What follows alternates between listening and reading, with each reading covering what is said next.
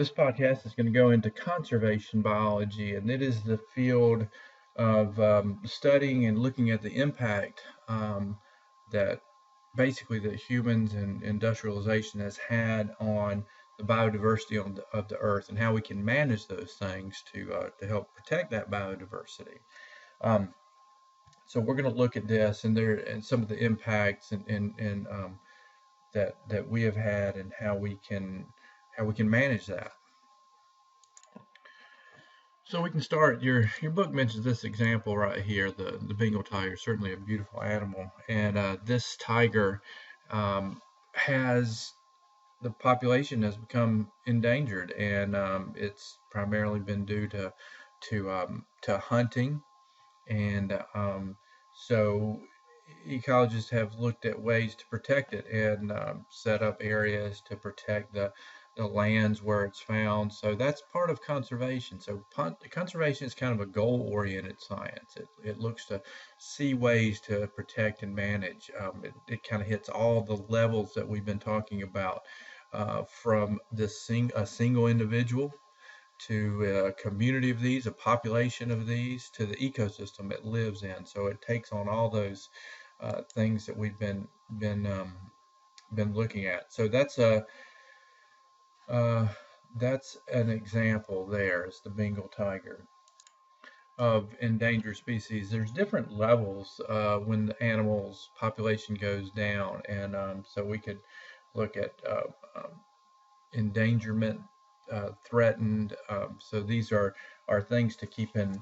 Um, uh, really all of that came about through some laws of the endangerment laws that were enacted, and these help to monitor the numbers. There's a lot of different things that go into these numbers and what uh, categorizes whether an animal is threatened or endangered, but these are important levels. There are distinctions to make for knowing how to protect and these animals. Now, certainly we have a huge number of species on the earth. Some estimated the number to be anywhere in the 2 million species range. So there's a lot. So how do we know which ones are most importantly to monitor and check? Certainly the beautiful ones like this tiger are going to get the most news. What about certain insects and things like that aren't going to make the cover of your book there? But oftentimes they play an important role in the community, even if they're not as pretty to look at as these. So um, so there's a huge diversity that's here on the earth, and looking at ways to manage that. Now some of the threat to this is due to human activity, loss of habitat when we go clear areas, the hunting, as we mentioned, overproduction of fish. We've over fished. So there's lots of different things that have caused this impact. And so agriculture, habitat loss due to agriculture, forestry, mining, pollution, but certainly that's got to be at our top of our list, and the habitat destruction. And so we mentioned that in the outline. We mentioned some of these ways of the loss of some of these species, habitat destruction, introduction of exotic species. This has had a damaging role. We can see the kudzu on the side of the interstate, and we drive down. That certainly has had a damaging role. That's exotic species. So invasives and things like that have negative impact. But again, generally the loss of their habitat has got to be the top of the list. So over exploitation and all of these things play a role in the uh, going down.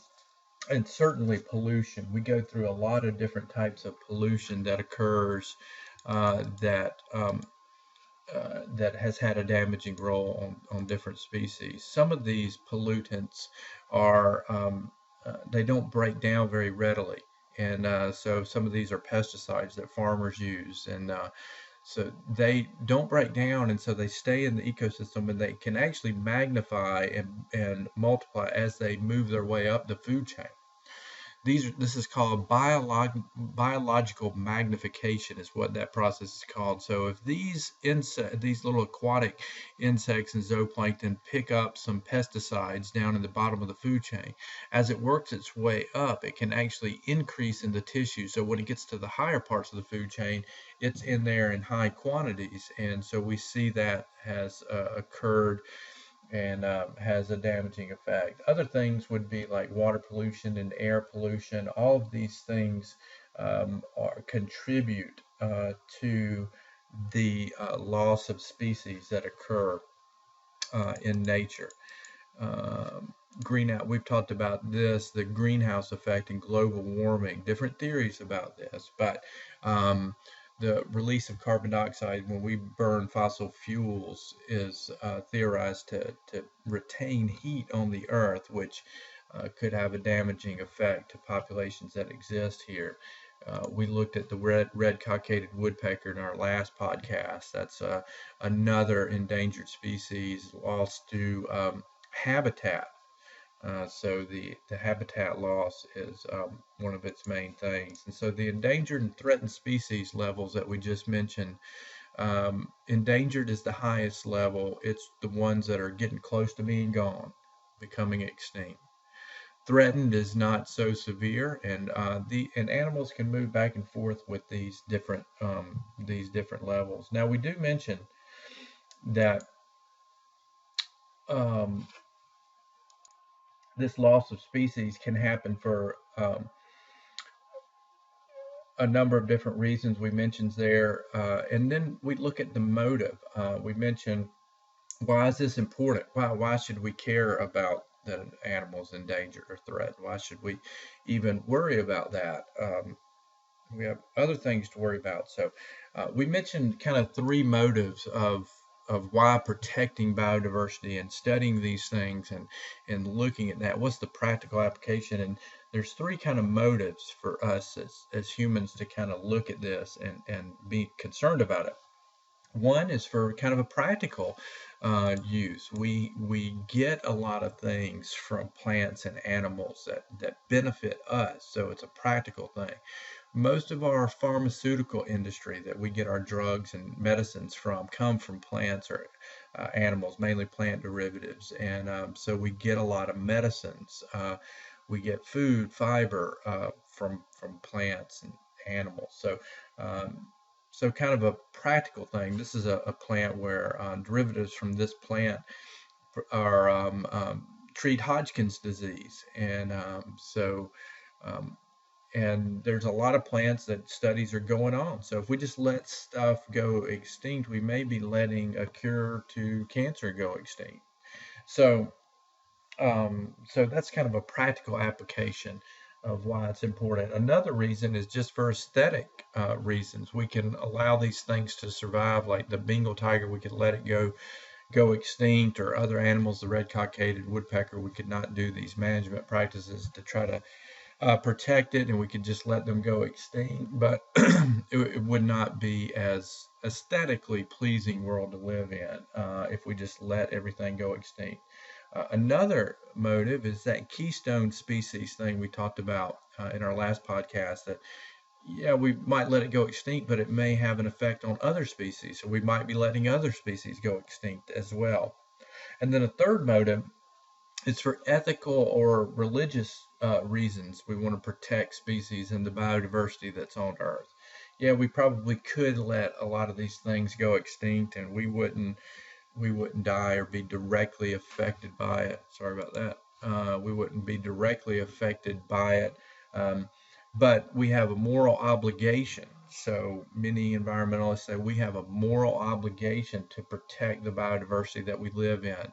So most religious motives are that we have a mandate, a stewardship mandate. It's sometimes stated as that um, that that God gave us the creation or the diversity that is here, and we are mandated to protect it and take care of it. So we have religious and ethical kind of motives, that it's just the right thing to do to protect these species here on the earth.